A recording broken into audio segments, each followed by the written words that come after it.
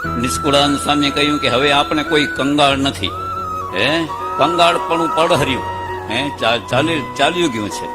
એટલે આપણે ભગવાન પુરુષોત્તમ નારાયણના આપે દાસ છીએ એવો કેફ રાખીને ભગવાનનું ભજન કરવું ને આવા ભગવાનના દિવ્ય ચરિત્ર સંભાળી રાખવા. એમાં ભગવાન પુરુષોત્તમ નારાયણના આપણે અંતકાળે મહારાજ કે મહારાજનને જરૂર આવવું, અને આવે છે આજ સુધી પણ પરચા છે પ્રસિદ્ધ.